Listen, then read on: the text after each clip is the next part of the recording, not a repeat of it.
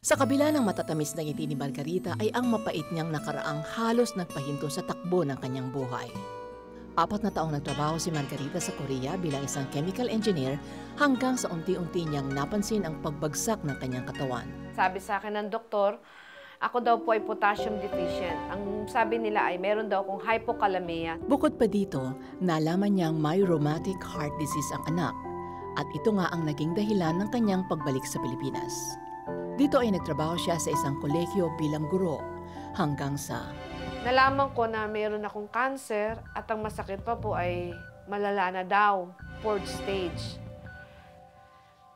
Para po akong binagsakan ng langit at lupa, sabay po yun kasi may konti naman po akong ipon. Pinagagamot ko yung sarili ko. And then, ang anak ko rin, dinadala ko sa heart center. Pinangahawakan kong salita niya. Yung sinasabi niya nga, dial 333, call unto me, and I'll answer thee. So Jeremiah 33:33 po. And I'll show you great and mighty things which thou knowest not. Hanggang sa dumating na naubos na po yung talagang pera namin. Sabi ko, Lord, isusurrender ko na ang sarili ko sa iyo. Anak ko na lang po ang tutulungan.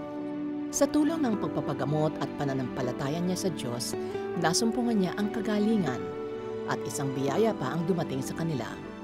Then, ang napakasarap pa ng ginawa ng Panginoon sa akin ay pinagaling niya ako. Kasi nag-apply ako ng trabaho noon. And then, nagpa-medical ako. Dineclare ako ng doktor, negative ako sa throat cancer ko. Yun na lang sabi ko. Nagpaalam ako, 2005 po yun, nagpaalam ako sa anak ko. Anak, ako'y mag-a-abroad para maipagamot kita. So, pinalad ako kasi pinag-pray ko kay Lord. Lord, alam mong purpose ko, kaya ako aalis muli. Tinulungan niya ako. Nakarating ako muli sa Brunei Darussalam. Hanggang sa naging isang guro ako doon. Ilang araw ang nakalipas ng isang tawag mula sa kanyang asawa ang natanggap. Tapos nanginginig niyang boses, sabi niya, Ma, huwag kang magugulat ha. Si JR kasi, kinuha na siya ni Jesus.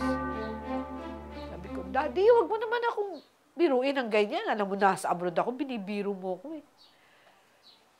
Sabi niya, hindi kita binibiro. Andi dito lang nga yung service niya eh.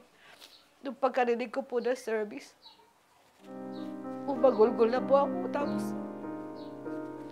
naglulupasay na ako doon sa telepono. Talagang, hindi ko na alam kung paano ako nakahinahon doon. Hindi ko maisip kung anong gagawin ko noon. Kasi iniwanan sa akin na masiglang masigla yung anak namin. Tapos ganun nga nangyari, namatay naman. Hindi ko alam kung paano ko ipapaliwanag. Basta sa Panginoon na lang ako kumuha ng kalakasan. Tapos tagal bago ako naka-recover hanggang sa hindi ako makakausap, hindi ako makakain. Mahirap para sa kanyang tanggapin ang pagkamatay ng anak, ngunit sa tulong ng Diyos, unti-unting tumakbong muli ang kanyang buhay. Nagpapasalamat po ako sa Panginoon dahil tinuruan niya ako eh. Kumbaga binigyan niya ng liwanag ang isip ko na, anak, inayos kong buhay mo. Tinest lang kita para lalo kang mangunyapit sa akin. Ganun po pala si Lord na akala ko noon kung kailan ako naging Kristiyano, tsaka niya ako binanata ng trials. Pero hindi pala, pinatatag niya lang ako.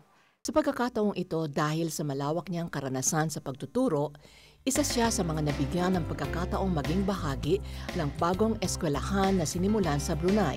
Maliban dito, nabigyan pa siya ng pagkakataong dalhin ang kanyang pamilya sa Brunei. At di pa dito tumigil ang pagpapala sa kanya. Pinarangalan siyang Teacher of the Year sa Brunei noong 2007 at nagkaroon pa ng pagkakataong makilala ang hari ng bansa. Sa kabila ng mga pagpapalang ito, bumalik sa Pilipinas ang mag-anak. And then sama-sama kaming umuwi ng Pilipinas dahil sa pangarap ko na kasi nga po ay Muslim country yun. Sabi ko sa Panginoon, Lord, gusto ko sa anak ko makapag-aral sa isang Christian school. Sa ngayon, si Margarita Esguera o mas kilala sa tawag na Miss Marge ay isa ng principal sa isang Christian school sa Batangas. Dumaan man siya sa maraming pagsubok, di na baka sa kanyang mukha ang kalungkutan. Sa halip, matamis ng ngiti ang kanyang pabaon sa mga kabataang tinuturing siyang pangalawang ina.